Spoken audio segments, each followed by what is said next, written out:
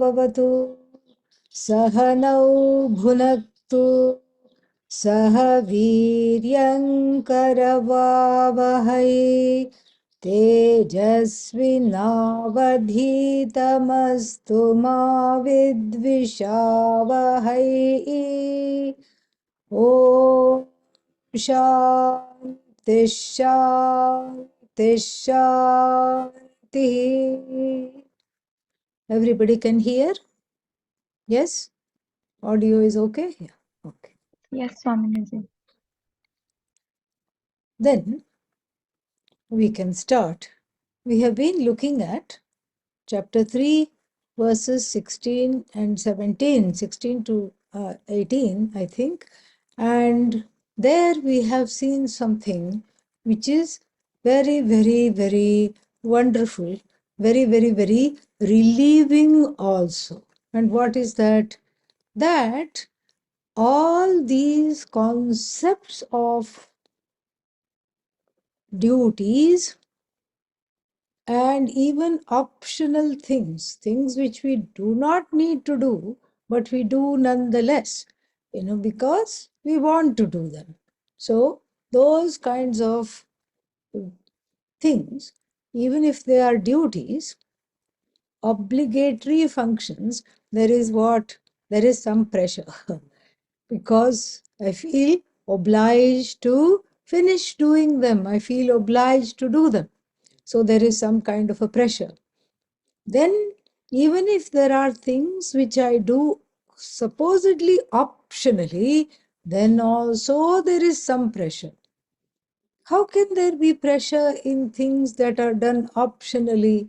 Because the option is, so to speak, only upachariki, upachara.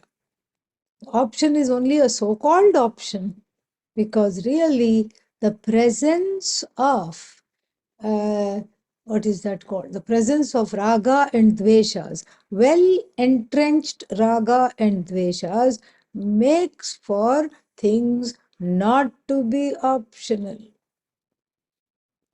The force of the desires drive one to do things. They drive one crazy. They drive one to do things. They drive one to attain something or the other without which one feels incomplete. And then, so they drive one to be a certain way. They drive one to engage in activity. So they are really not optional, so to speak. Really speaking, they're not optional at all. Then what about the obligatory duties? The obligatory things, looking after the children. For example, well, once you have birthed a child, you can't leave it out in the street. That's somebody else will take care of it. You have to take care of it. That's the least you have to do, to take care of it. And similarly, there are many other things to take care of. One graduates to having a child after being able to take care of other small things, like you start with pet rock, chia pet, and then what else? Chia pet, and then some plant. And then if you haven't killed any of those things, that means now you're ready to have a baby. And then you have to take care of it. So this, even here, one is not freely taking care of it. Why? Because there is no Atma Jnanam. That is the beauty of Atma Jnanam, is that regardless of whatever I have to do or want to do, both areas I am totally, fully free. And this freedom is what is being addressed in the verses that we have visited in the last time. And what was mentioned in verse number 17 was, Yastu atmaratireva syat atmatriptascha manavaha atmani eva cha santushtaha tasya karyam na vidyate. Tasya karyam na vidyate. For such a person, tasya, for this person, karyam. Karyam means karana yogyam, things that are needing to be done, na vidyate, not there. And for whom? Who is this person for whom there are no rules and there are no obligatory duties? And see, obligatory duties we are first to hone in on, but there's also not anything that they want to do by themselves. Why? Because they have what is called Atmaratihi. Atmaratihi is, Rati means revelry. Revelry in the self. And Rati is the consort. We have a deity called Kamadeva. Kamadeva means what? Kamadeva is the deity of desire. What kind of desires? Regular raga dveshas. What else? So Kamadeva is the deity of desire, and this deity of desire is married to this goddess called Rati. Very interesting. Kamadeva and Rati. And then this Kamadeva is seen as a troublemaker in the Puranas. Why is he seen as a troublemaker in the Puranas? Kamadeva is seen as a troublemaker in the Puranas precisely because Kamadeva makes one go away from Atmajnana. The Kamadeva, he is the lord of Kama. And so, we have this, what is that called? One angel in the in the Western imagination also. Cupid, yes, the angel that has the arrow and bow, but instead of the arrow, it's like an arrow which has a tip. For the tip, it has a flower. So there is a flower-tipped arrow by which one is struck. And as soon as one is struck, one falls. Oh no! In love, supposedly. One falls in love as soon as one is struck. But and the word falls itself shows what? If you fall in love, what happens? If you fall in love, that means you have no control over this. And so this is what is the Kamadeva. Same thing in the Western imagination also such a being exists who takes one away from one's own agency and one's own say over how one's life should be led, etc.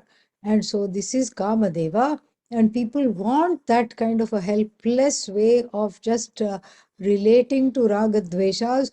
I don't know why, but people seem to like it because it is one way of letting go of control, I suppose. One is tired of having control, and so one likes to quote unquote fall in love so that there is no one is there is this feeling of being out of control. And what does the Gita say? Nothing is in your control anyway. Understand that. And so, if you understand that, then that is Atmajnanam. That is very close to Atmajnanam. So here, Yahatu Atmaratihi eva syat. So Atmaratihi, so here Kamadeva is married to Rati, revelry. Meaning one spends one's own life, metaphorically speaking, in the service of Kama. So the revelry is, so Rati is in the service of Kama. Rati is tied to Kama by marriage. So Rati, wherever Kama is, Rati goes trotting beside him. So Rati is what? Rati means revelry. The revelry is connected to the objects of desire. So the objects of desire and revelry go side by side. But here the revelry is freed of the objects of desire. Where is the revelry? Atmaratihi. The revelry is in the I alone. Where the I is, the revelry is married to the I, not married to Kama. And so, as the story goes, very beautiful story in the Puranas, Kamadeva was happily inflicting these quote unquote love wounds on the universe by just, going happily with his flower arrows and dispensing them everywhere, making people happy for just 5 minutes. That's all. Because after that, what? Sorrow. That's what ensues. So he was making everybody struck with the arrows of love and arrows of helplessness, hopelessness, etc. And then, as that was going on in the world, then he decided to try his expertise, within quotes, on Lord Shiva himself. And who is Lord Shiva? The embodiment of Atmarati is Lord Shiva. Correct? Yeah, the embodiment of self-love in the most elevated, exalted way possible, the embodiment of not, and we saw this in the last class, you can revise it by looking at class number 85, it is there. And so the embodiment of not needing anything other than the Atma to just be full, whole, and in total revelry of the I. That is Atmaratihi, and so the Lord Shiva is reveling in himself, and Kamadeva decides to try his hand at making Lord Shiva fall, quote unquote, fall in love. So what happens? He just releases an arrow. Even before the arrow can touch Lord Shiva opens the eyes from being in meditation, eyes plural. And in Sanskrit, plural means more than two. So, more than two. The third eye, which is here in the energy center of the forehead, also opens. The third eye is the eye of wisdom, the eye of knowledge, and it opens on special occasions. Okay, very special occasions, because it's like a eye of the fire of knowledge. And so the fire ensuing from the third eye burns up Lord Kamadeva completely. See, he's not an asura. He is a deva, because he is a deity with a certain function for certain people, not for everybody, not for the one who has Atma Jnanam, not for that person, but for other people, he is performing some function or the other, and that we have to respect. And so, what happens here? So, Kamadeva just suddenly becomes a heap of ashes. And Rati is very upset. She says, "What have you done to my husband? You have just killed him right in front of my own eyes." And Shiva says, "Yes, because he messed with me, and that's where he belongs.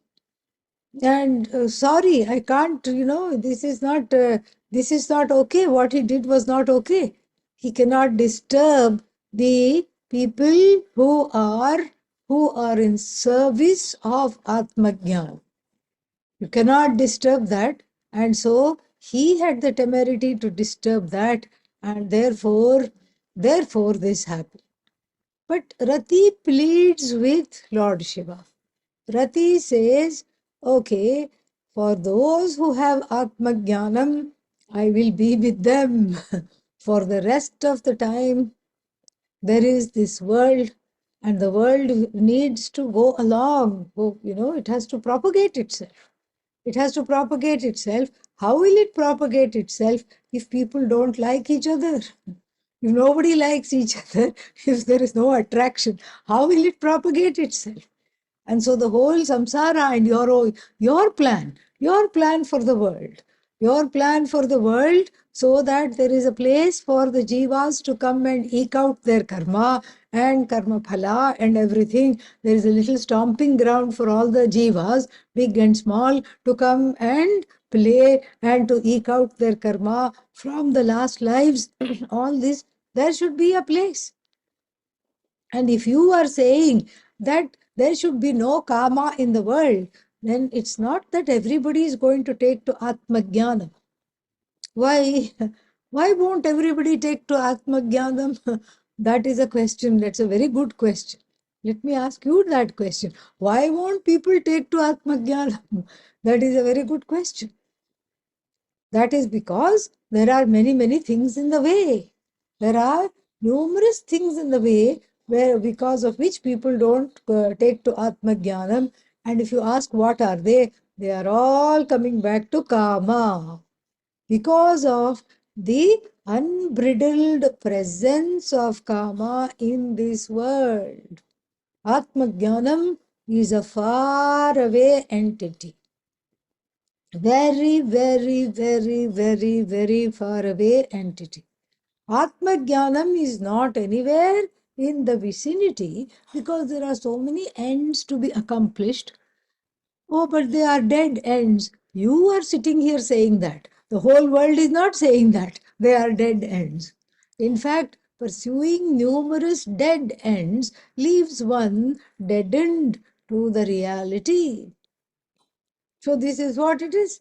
So one is completely in the pursuit of various ends, and sometimes they know it's a dead end, sometimes they do not know it's a dead end, but still they pursue it. And that's why there is, the Atmajnanam is not very popular. In this manner, Rati pleads with Lord Shiva and says, there is a place for Kama in this world. It is through Kama alone. Kama often becomes the doorway to moksha. Why? Two reasons. Because one is sick of karma, one is not sick of karma, one is sick of not satisfying the karma. That's what one is sick of. I want that, I didn't get that, I want this, I didn't get this, I have to have that, but I can't have it. Anything I love is either what? Either illegal, immoral, unethical, or fattening. So none of the things I can have. And so therefore, this karma is very much, it just drives one crazy. But at the same time, it has the power to give emotional maturity. It has the power to give emotional maturity where the rati, the revelry, is directed elsewhere. So that is one function of karma. One function of karma is being what? Being completely kama hataha, being hijacked and destroyed by karma is how one comes to Atmajnanam many times, often. Often one comes to Atmajnanam after being completely hijacked by all kinds of desires, unfulfilled desires, unfulfillable desires, then only one comes to Atmajnana. Okay, what is the next function of karma? That we have already discussed. For the people who are not interested in Atmajnanam, it's not that if there is no karma, they are going to come to Atmajnanam. No. They will be very frustrated, they will be very upset because there is no role for them. It is karma that gives one the body. It is karma that is the mover and shaker of the world. It is karma that makes one grow. It is the karma that makes one go away from Atmajnanam also. So karma, desire, is the force that makes the world go round, makes propagation take place. And it is what? The law of Ishvara. In fact, karma is non-separate from Ishvara. The Bhagavad Gita herself says, in the Bhagavad Gita itself it says, the Lord declares, Kamosmi Bharatarshabha, I am in the form of desire. But then, Dharma Aviruddha Bhuteshu Kamosmi. I am that kama which is not hijacked by adharma. Adharma is not there. I am that kama which is not hijacked by adharma, wrongdoing. Here, the kama is not used for wrongdoing. And so that kind of kama alone is Bhagavan, and that kind of kama alone is the doorway for self-growth, for emotional maturity, for the pursuit of Atmajnana. So Lord Shiva realizes that he has killed he's killed an aspect of himself.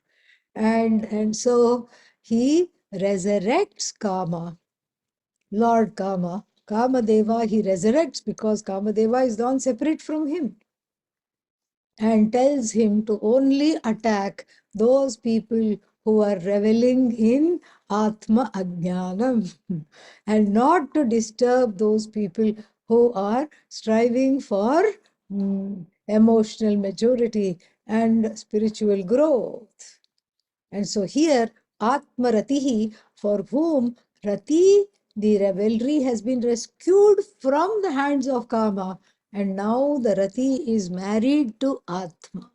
She is centered on Atma alone. Such a person is called Atma Ratihi, the one who is not wanting anything else, not interested in anything else, not wanting anything else, and such a person alone tasya karyam na vidyate. So atmaratihi eva syat, yaha, whoever has this ability to revel in the self to the exclusion of all other devices, desires, and everything, such a person atmani eva cha santushtaha, the one who is satisfied being oneself. There is nothing, there is no apeksha. There is no apeksha. Apeksha means a kind of a expectancy of anything from outside oneself, uh, needing to gain, wanting to have happen. There is nothing like that. So, now let us look at the Bhashya. Yahatu Sankhya. Adi Shankara says Yahatu means the one who. Who is this one? Sankhya means the one who has Atmajnanam. This is further elaborated. Atmajnana nishtha. Atmajnane nishtha yasya Atmajnana nishtha. So the one who has the a firm abidance in Atmajnanam. The one whose life is nothing but self-knowledge. Either she or he teaches, or she or he is in happily residing in oneself. Atmaratihi. Atmaratihi means Atmani eva ratihi. The rati, the revelry is only in the Atma. That's why the word evakara is there. Eva means only. Only in the Atma the revelry is. So the Rati is no longer married to Kama, has been rescued from Kama, and has been rescued from hijacking all other, hijacking all other desires and, all other objects, hijacking the person's quest. No. Rati now belongs to Atma. Atma Ratihi eva syat. And na vishayeshu yasya atmaratihi. Na vishayeshu. Not in objects. The person Sankhya also means sannyasi. Not only Atma Jnanam, but also has sannyasa. Sannyasa means the one who is totally into Atma Jnanam, does not want anything else, does not have many irons in the fire. So, is only having Brahma Jnanam, and therefore, along with Brahma Jnanam comes Atmaratihi, eva syat bhavet, Atmatriptascha, Atmana eva triptaha. Atmana eva triptaha. The one who is what? Atmana. Atmana means by the Atma. Atmani, in the Atma, Atmana, by the Atma. You see, something very important is happening here. By the Atma, for the Atma, in the Atma. All the prepositions which are used for connecting the subject to the object are now what? Only used to connect the subject with the subject. If you know a little bit of grammar, there is a lot of ruchi here. There is a lot of beauty here. You can understand the beauty here. Very, very beautiful. So, Atma Ratihi means the Atmani Eva Ratihi Yasya Saha, the person who has revelry in the Atma.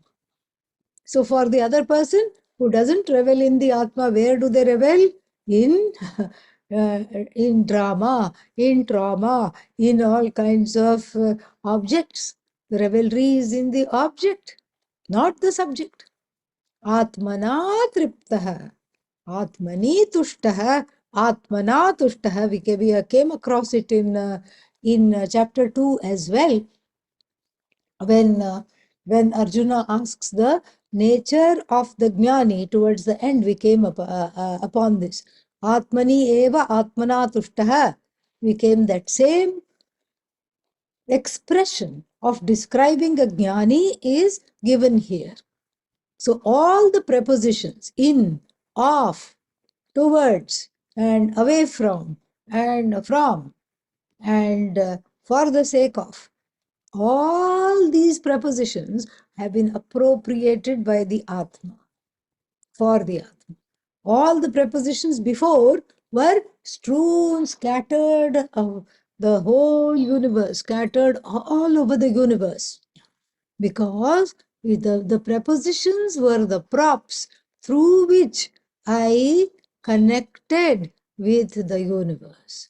The preposition was the prop. Prepositions here means karakas. Very interesting word for prepositions. Karaka. Karaka means that which makes the action happen. That which makes the action happen is called karaka.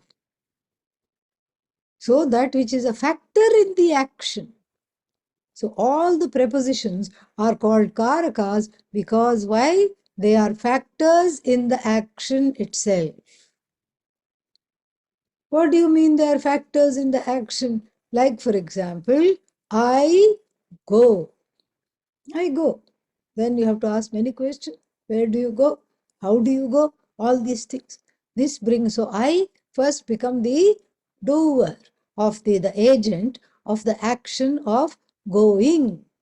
Aham gacchami. I go.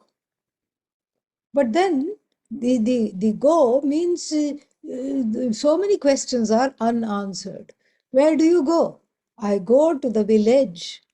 Aham gramam gacchami. I go to the village. Oh, you go to the village. From where did you come? Another question. All of these are samsaric questions, not worth talking about really if one is into Atmajnanam. But nonetheless, people talk about it. This is what makes for the worldly conversations. So then the one person asks the other person, where did you come from? And so aham gramat gramam gacchami. I go from one village, from. You see, another preposition has come. From one village to another village. Then the next question, why are you going to this village? Oh, for the sake of visiting a temple. So you see, for the sake of, another preposition has to be brought in, the purpose of the action, because no action is purposeless. Everything is done with some raga dvesha in view. Either I'm going towards something like the temple in the other next village, or I'm going away from something. Or you can say, ashramat, ashramam gacchami. I am an ashram hopper. I go from one ashram to another. Why are you doing that? Bhojanaya. Because in the next ashram, I heard that there is some very good food being served. So I'm going to go ashram hopping and then have food in the other ashram. Because here I'm bored with the food in this ashram. People do that. That's why this example has come. And then, so like this is this is how the prepositions come in. And then you ask the question, are you going alone? No fun in going alone. You have to have somebody else because you have to appreciate the food. You have to say, oh, this is wonderful. You have to have a friend. So I go, so first ashram is known for its chai. So I have chai in the first ashram and then I make my way to the second ashram for the sake of some lunch. And then what? It's no fun going alone. I have to discuss the chai. Chai pe charcha. Chai comes with discussion. And then then you have to have some discussion and then you have to go where? Then you have to go to lunch. You need a friend. Then you catch hold of a friend. The end. That's all. And so then you bring in the sixth case, the genitive case. Then you bring the sambandha karaka, the genitive case you bring in. And then what happens? Then the food and I become one. In me, the food is there. And in the food, I revel. Seventh case has come. Fifth case, I go from this ashram to that ashram. Fourth case, for the sake of a culinary tour. A little culinary tour. I go from this ashram to that ashram. And then, along with who? Along with a sakha, a friend. All these prepositions are what? Are connected to objects, are connected to action. Action itself is connected to either the production, the maintenance, or the avoidance of objects. You see, there is a very beautiful connection here.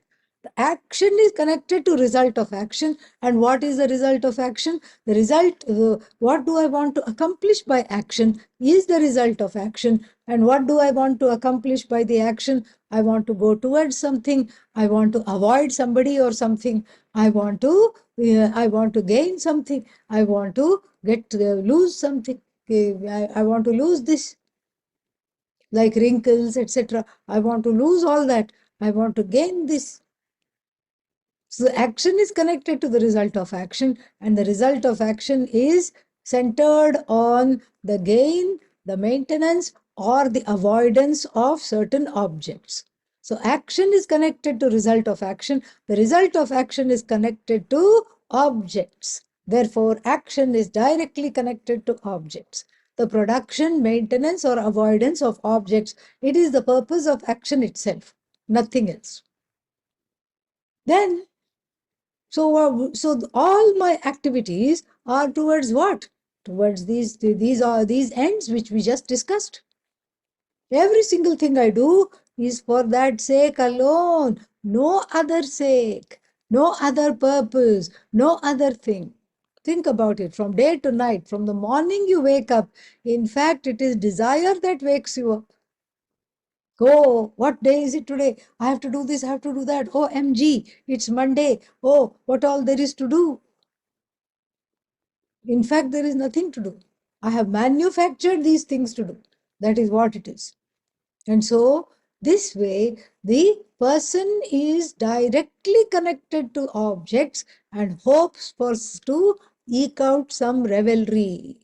And what is this revelry? The revelry is like what? Is like the milking a stone. If you milk a stone and hope to get some organic A2 milk. A2 is some kind of milk. Okay, yeah. So if you milk a stone and then hope to get milk, then what will happen? You will just have strong fingers, that's all, because of the exercise. Nothing else will happen. You know how the elderly people who don't have much movement are given a kind of a ball, some kind of a rubber ball, silicone ball, to be able to exercise the joints. So that's all will happen. You'll have strong fingers, strong hand, that's all.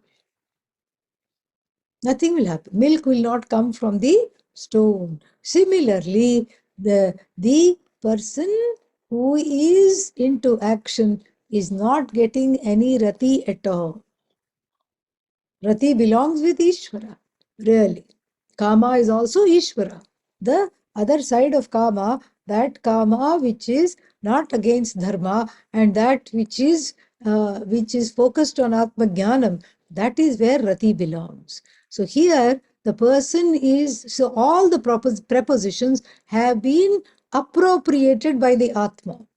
There is no object outside or inside or anywhere for that matter, because inside, what is inside? Inside is nothing but Atma. What is outside? Outside is nothing but Atma. Wherever you see there is Atma, there is nothing other than the Atma.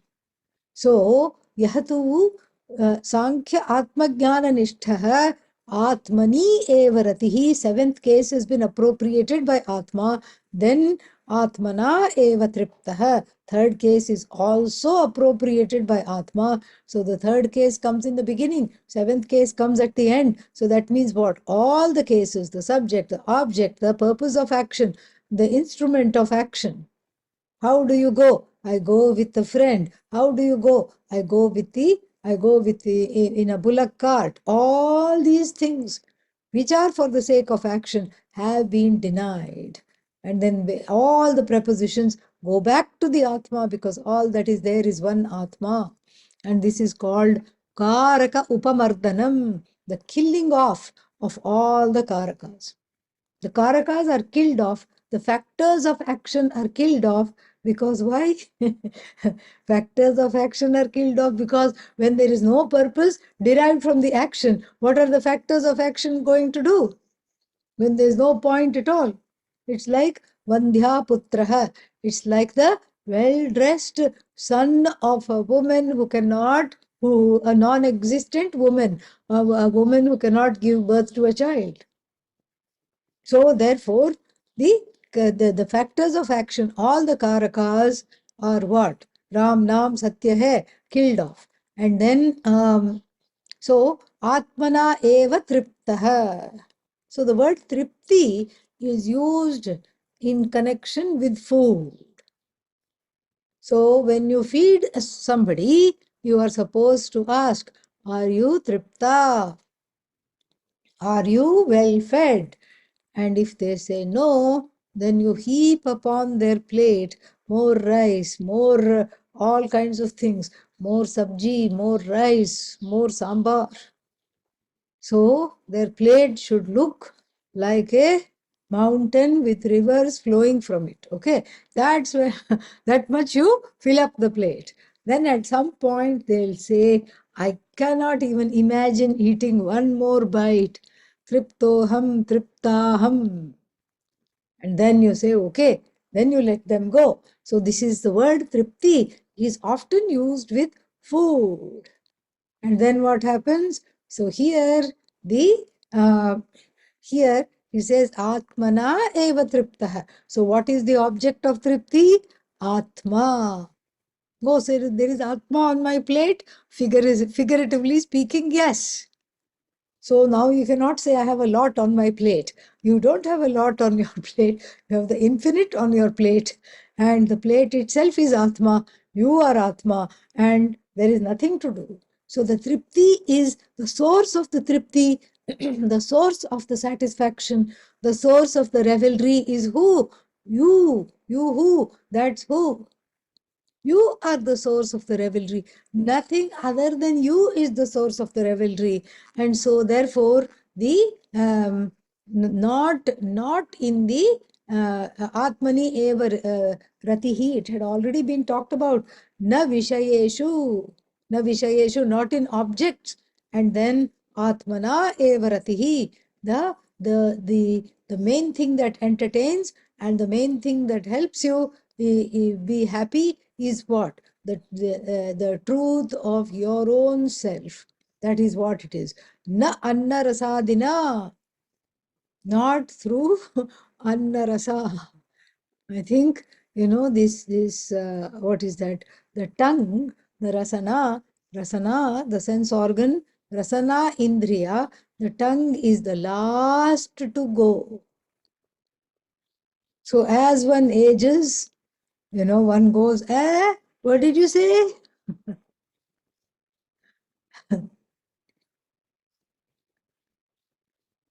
What did you say? I asked you, how are the children? They are fine, you say. And then, and the person says, no, they are not mine. They are yours. Yes. I didn't say they were mine. They are fine. I know they are yours. Why? How? I'm asking how they are. So first the hearing goes. Or even before that, the eyes are gone. And if one had a long arm, one would keep on postponing getting the reading glasses. So from here, you go like this. And at some point, you have to get upanetram, you have to get glasses, you have to get some other jewelry. Glasses are one set of jewelry, and then you have new kinds of ear jewelry, ear ornaments in the form of hearing aid, etc., etc.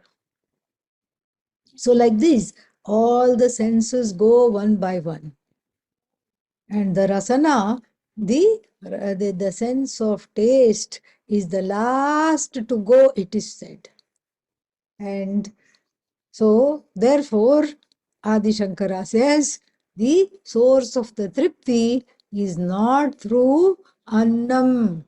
Anna rasa means the revelry through the anna rasadina, not through food, etc.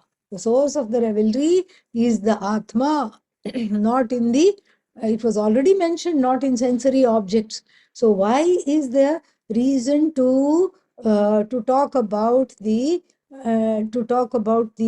food again? Because this is the last to go. The food desire for the food is the last to go because the tongue is very much active. And so the one who is not the one who is not reveling in food and other things. Food is important. Yes, it has to maintain the body.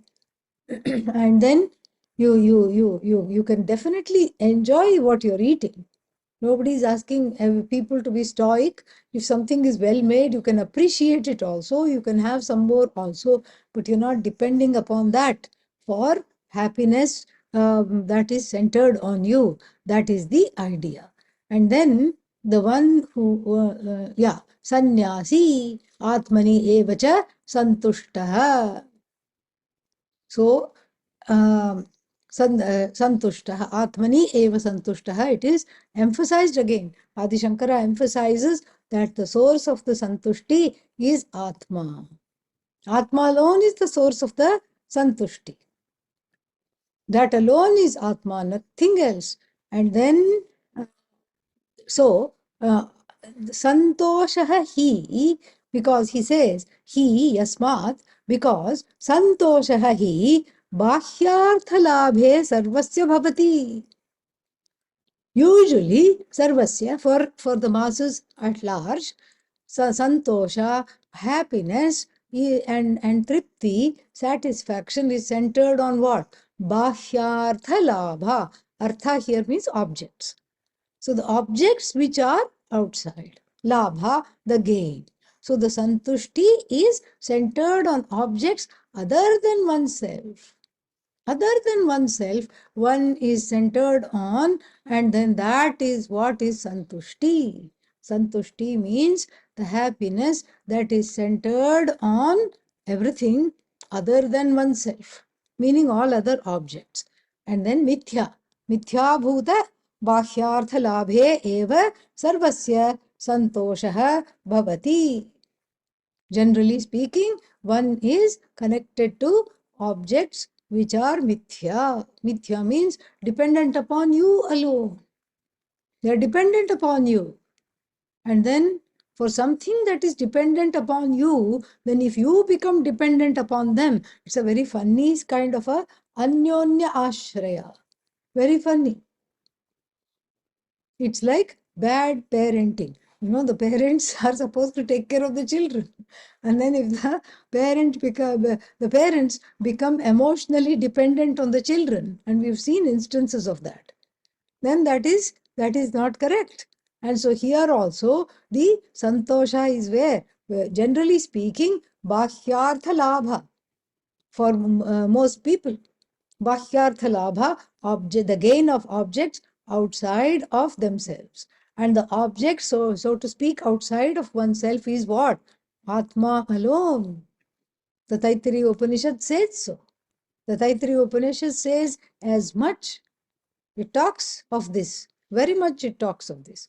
So then it says this is exactly how it is. And then the Taittiriya Upanishad says uh, this is where the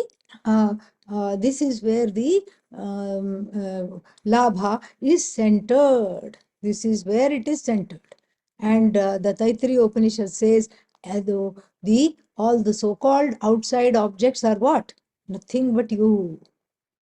Nothing but they have come from Atma alone, so to speak. Mithya bhuta bahyartha labhe eva sarvasya santoshaha bhavati.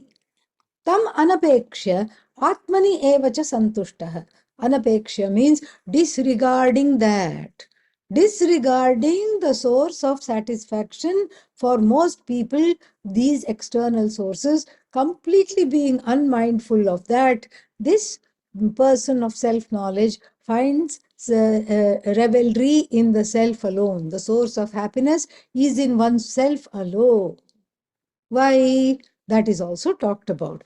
Atmani evacha santushtah sarvatah vita trishnaha iti etat. Vita trishna. Vita trishnaha.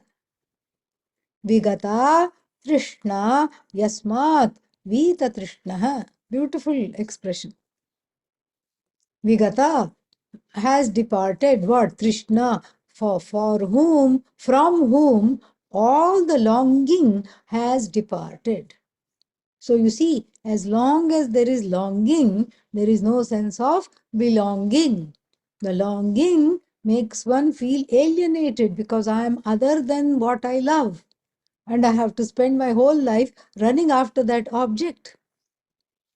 And usually it's not just one object, it's a series of objects.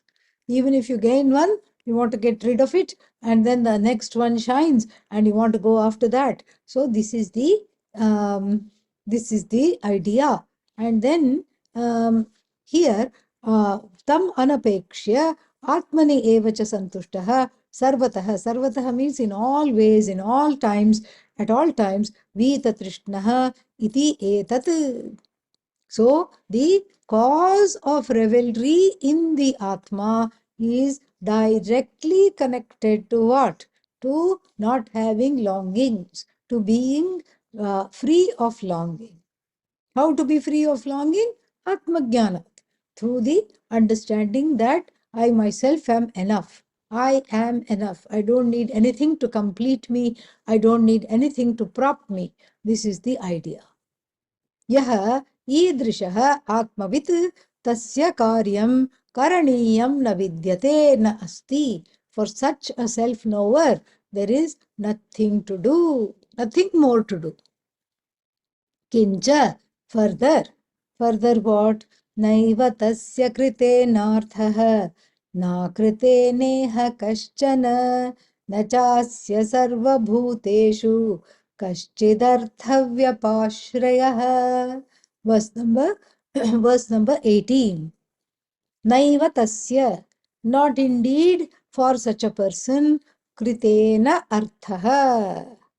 So, kakritena arthaha, na akritena iha kaschana. So, there is nothing to gain by kritena karmana na arthaha. There is nothing there to, there is no meaning to doing anything. There is nothing to gain by action. So, okay, by inaction there is something to gain. Na akritena iha kaschana. There is no interest in inaction either. There is no interest in action. There is no interest in inaction. And in the next chapter, it's going to be told the one who knows what is action, what is non-action, is the jnani, is the person of wisdom. It's going to be told later. So here, it's a little appetizer for that verse that's going to come up in chapter 4. And so, for such a person, things done or not done is not of any interest. And then, nacha asya sarva bhuteshu. So, with regard to the entire world of beings, there is nothing. Vyapashrayaha. Vyapashrayaha means dependence. There is no dependence on the entire world of beings, kaschid artha, for the sake of gaining anything. So, once again, the translation of this verse is what? So, for the sake of gaining anything, there is nothing to be done. There is no dependency on action. Why? Because there is no dependence on the objects of action. There is no dependence on people. Oh, but the sannyasi begs for a living. Yes, but they are not dependent. Begs for the living means what? So, uh, the for the food, yeah, for the body, yes, but not for the eye. Here, with most of the people, the body and the eye are close together. Eye is equal to the body. For the sannyasi, that's not the case. For the jnani, that is not the case. So, and that's why feeding a sadhu is considered to be great punya. Great punya to feed the one who is not interested in what you have to give. To give something to somebody who has not even the slightest bit of interest, it is considered great punya. Okay, so then for such a person, there is nothing to be done, nothing to not be done, and there is no dependence on anything else. For who? For the one who delights in one's own self. There is nothing to be accomplished by karma, and this is what is going to be told in the Bhashya. Na eva tasya paramartaratehe. The one who delights in Ishvara as oneself, then kritena karmana arthaha prayojanam nasti. So the one who delights in the self, in Ishvara as oneself, there is nothing. Karma just dies away. There is nothing to accomplish by karma. Then, okay, you can say astu, let it be. Astu tarhi. But then, maybe by not doing what they are supposed to do, they attract some papa. Maybe they are supposed to take care of somebody, but then they have Atma Jnanam, they know that everybody is taken care of by Bhagavan alone. So perhaps they will accrue some papa. Astu tarhi, astu. Astu means let it be so, but then tarhi, even then, akritena akaranena pratyavayakhyah anarthah. So will they accrue incidental papa by the non-performance of action? Will the non-performance of, okay, the performance of action, they have nothing to reap. I have understood that, but does the non-performance of action give something to, give something in the rise of what is called pratyavaya? Akarane pratyavaya, there is an expression. Like when you are supposed to do something and you don't do it, it is a papa karma. It is a papa karma. Nitya karma, when it's not done, it attracts a kind of a papa called pratyavaya dosha. So by not doing some things, will they not accrue pratyavaya? Maybe they are not doing bhuta yagya, maybe they are not doing pujas, maybe they are not going to temples. Will pratyavaya not arise on account of this inaction? And then न अकृतेन इह लोके कश्चन कश्चिदपि प्रत्यवाय प्राप्तिरूपः आत्म आत्म आत्महानिलक्षणः वा न एव अस्ति. No, there is no papa whatsoever coming from inaction in this world for the jnani. Either as some kind of a omission, a papa of the papas are of two kinds, omission and commission. There is a papa of omission and there is a papa of commission. So atma hani lakshana. So either, there is no pratyavaya rupa, there is no inaction in this world as that which produces any kind of a papa, pratyavaya, or atmahani lakshana, or tends to destroy the person, because sometimes when you don't do things, you just destroy yourself. And here, that is not the case. That is not the case at all. And so, nacha asya sarva bhuteshu, with regard to among all the beings. And who are all the beings? Brahmadi sthavaranteshu. All the way from Brahmaji down to a tree stump, an unmoving thing. Okay, so Brahmadi sthavaranteshu, there is nothing kaschid arthavyapashrayah asti. There is no dependence on any for any end. There is no end to be accomplished. Remember the connection we made in the last verse. What was the connection? Actor, action, objects of desire. So first there is longing, then there is the actor is born out of the longing, then there is action, then there is result of action, and the result of action what? Produces whatever, objects. So produces objects of desire. And so there is a connection between the actor and the objects in this manner. And so here the objects being all the way from celestial beings, Lord Brahmaji, down to what? Down to unmoving plants, etc. So down to sthavaras, mountains, plants, etc. There is no dependency on anything. There is no dependence. There's a total freedom from dependence. And so what is this dependence is talked about in the next paragraph. Prayojana nimitta kriya sadhyah vyapashrayah vyapashrayanam. Prayojana nimitta kriya sadhyah. Sadhya, things to be accomplished. Prayojana nimitta, the accomplishment of an end. So the dependence on factors of action and objects which helps you to accomplish an end in Sanskrit is called vyapashrayah. Kaschid bhuta vishesham ashritya na sadhyah kaschid arthah asti. For such a person, there is nothing to accomplish depending on any of these beings. Yena tadartha kriya anushtheya syat. So, yena means by which action, something can be produced, some object of desire can be produced. There is no such thing in the world. There is no such thing in the world for which they will compromise themselves. Even the sense of security is unconnected to objects in the world.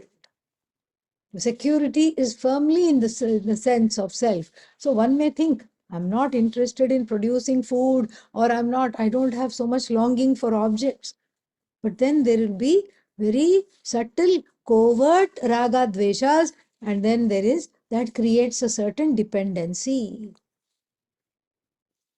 So one unknowingly compromises oneself. One unknowingly compromises oneself and puts oneself in compromising situations for the sake of security and other such amorphous raga dveshas.